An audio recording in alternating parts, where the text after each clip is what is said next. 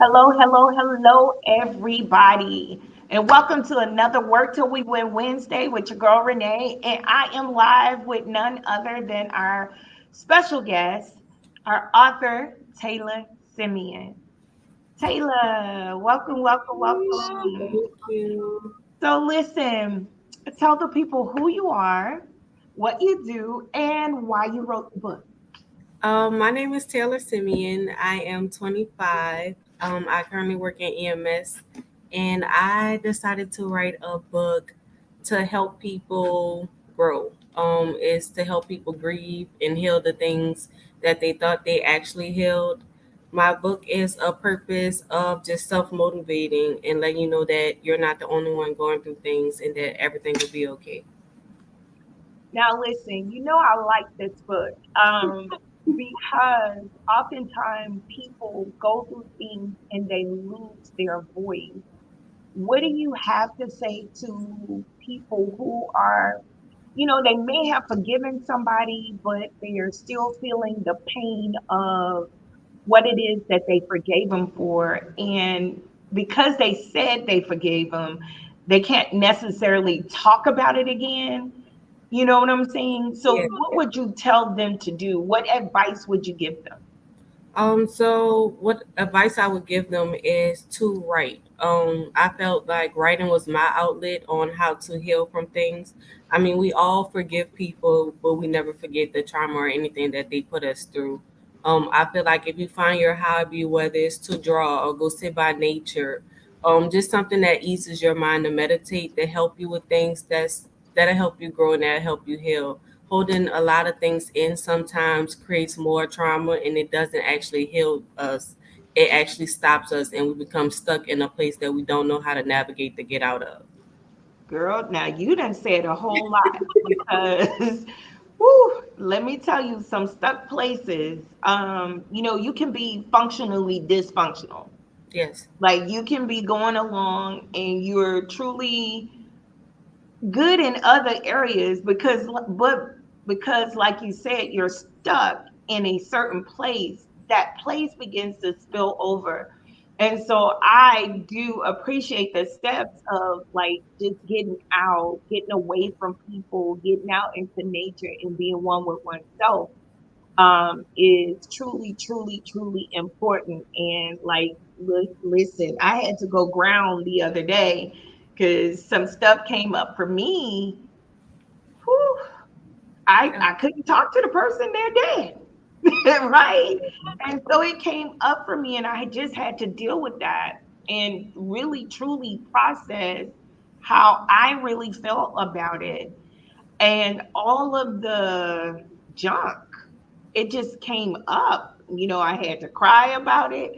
I had to be mad about it. Like I went through those stages and finally got out and just went outside and got some fresh air, got some vitamin D from the sun and put my feet in the dirt, in the grass and just got calm and settled. So I can relate to just needing to get unstuck Yeah.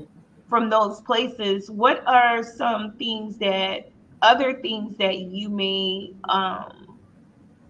may do to just kind of navigate those planes of hurt and trauma? I feel like talking about it helps a lot. I know a lot of people say, they may feel misunderstood or they feel like they're the only people that go through things. But I find it really healing when you talk about it with someone and they can also relate and they share their life stories or their experiences because you can always learn from somebody else and how they handle their situation to help you better navigate on how you should heal. What made you be so self-reflective at such a young age? Ooh, I done been through a lot. I became self-reflecting when I realized that I couldn't call on nobody. I had people that helped me through my journey that gave me encouraging words, but I didn't have nobody to actually be there with me in my times when I needed somebody right then and there. So self-reflect came with me forgiving the people that caused me trauma, Also, me not self blaming myself for things, because I feel like a lot of people blame themselves for things that happen to them that's totally out of their control. So I had to learn to forgive myself and not to blame myself for situations, and to just trust in God and that He would help me through whatever I was going through. So I self reflect a lot to basically put myself in a better headspace to know like this doesn't stop you, like you have more and you have a purpose to grow. And that's how I learned to find my purpose. I love it. I love it. I love it because you said something that's so important. Self-forgiveness. People walk around and they go through things and they blame themselves. That's one thing. The blame game. You blame yourself, and when you're blaming yourself, there's no way to get past it. And then, and even blaming the other people, if we're going to forgive them for what they did, we know they were wrong, they were dead wrong. We forgive them, we give them to God, we stop blaming. And then we stop blaming ourselves and saying, if I would have, if I could have. Yeah. Sometimes, like you said, it's nothing that you can do. You just have to release that thing and let it go. And so I can appreciate that, and I know your readers would definitely appreciate reading how to get through that process in the things you said about getting through your process. They'll know that they're really, really not alone in a lot of things. Yeah. But one thing I did get when I asked for like things from you, all the reviews of your book, the amazing reviews of your book. How did that feel when you started to read what people felt about it? It felt nice. It felt bittersweet knowing that I can help people, and basically knowing that it's okay and for them to open up and learn that they're not the only people going through things. I felt it's really bittersweet to know that I have helped people start to actually start their healing process. A lot of people expressed that they thought they healed, and reading the book actually showed them that they didn't fully heal and that they still were holding on to things. So I think that really gave me motivation to know that my words are really helping people grow. Listen, from what I read from the reviews, your reviews are not, the book itself is just guiding, like you said, guiding people through everything. But what I did take away from it was Taylor's pain became her victory and is becoming the victory of other people. And I am so very proud of you for that. I'm Thank you. absolutely proud of you for being able to turn what they say lemons into lemonade. You have done the doggone thing. Now listen, y'all. She ain't done. She got two, three more books in the works. But the very next book, what is it about? Let's talk about it. So my next book I'm working on is about grief. Um, Grief is about people that have passed over that is no longer with us. And the book is just not about them passing over, it's self-reflecting and how we move on and how we gain acceptance knowing that that person is no longer here. But it's also self-reflecting on not being mad at yourself or learning that life is short and not to hold grudges, because in the book it talks about things that you wish you could have said or things you wish you could have amended.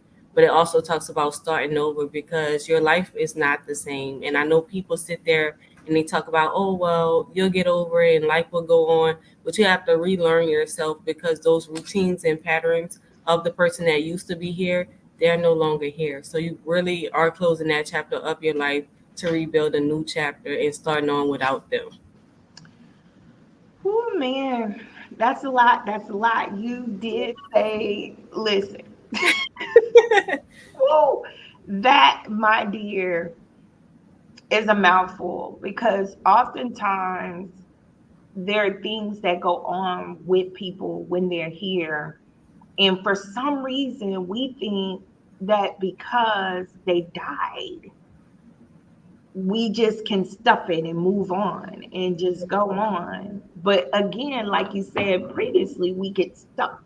in those places. And I was the queen of stuffing it down and moving on and pressing past because I got to keep it moving, right? Yeah. But when it comes up, when it comes back up, it will hit you. It will hit you at some point that you least expected. So, listen, I'm excited for this book and I'm excited for the next book. I can't wait until you get that one on the shelves. Now, listen, y'all can go and purchase her book. Her book is already out on Amazon, The Voice That Won't Come Out. Go and find your voice, heal, get the healing you need. I promise you, you will not regret it. Taylor, I want to thank you for taking time out of your day because I know it's very busy, my little Miss EMS work, Yeah. still taking care of everybody. Look at her, y'all. She's just a healer. She's just someone that takes care of everybody. And so we got to make sure that we take care of Miss Simeon. Go out and purchase her book. It is on Amazon.com and it is The Voice That Won't Come Out. Let's find your voice, everybody.